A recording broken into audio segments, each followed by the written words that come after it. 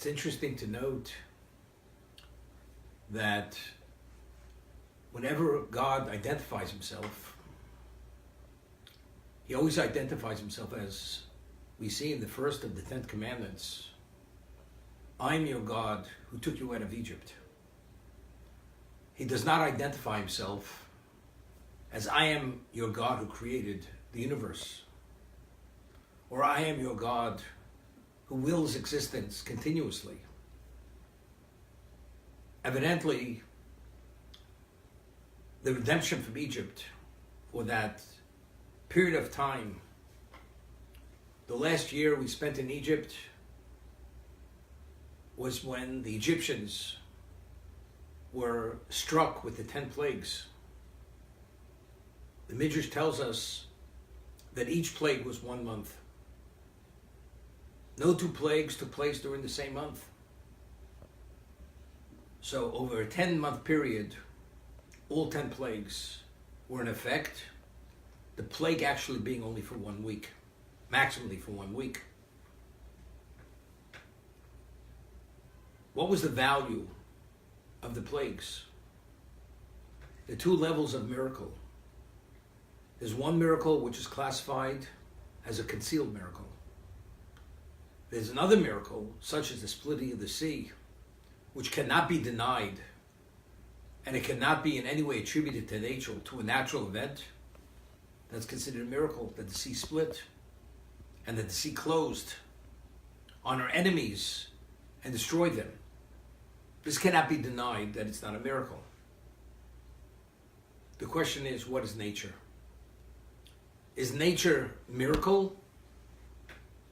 Although the term we use, it's a natural event, because any event which repeats itself continuously, that assumes a natural posture, a natural profile. Although it's God continuously willing that event to continue, which seems to be that that event is supposed to and meant to be the way it is, regardless of God. The sun rises in the east, sets in the west. Is that a miracle? Meaning it's only happening because God continuously wills that the sun should rise in the east and set in the west. So how do we know? What would be the basis to say that nature is not miracle? Or what is the basis to say it is miracle? What did the pagans believe? But I'm telling you now with the words of Nachmanides. What did the pagans believe? Even those who believed that the world did not come about by itself.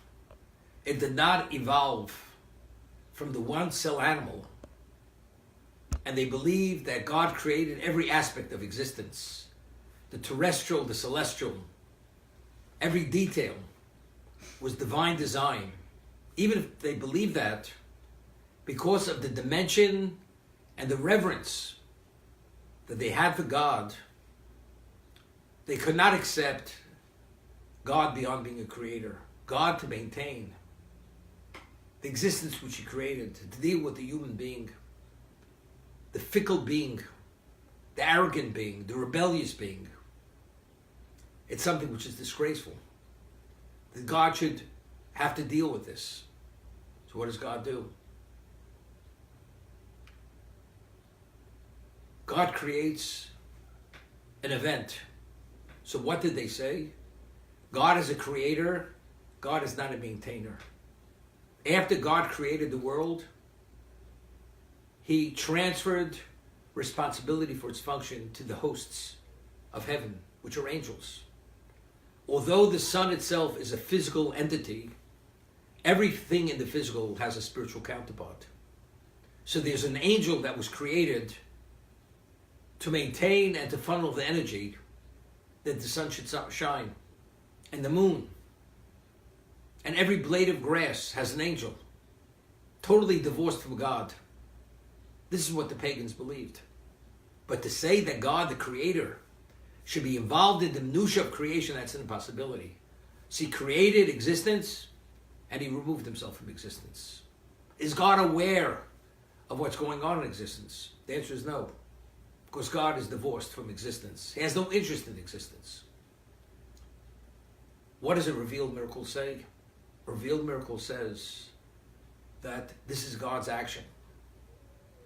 But if God departed and divorced himself from existence at the very beginning of existence, after the 7 days of creation, so why did the sea split? Why did hail and fire fall from the skies, although each one's a contradictory force? One extinguishes the other. The answer is, it's miracle. It's God willing this reality to be.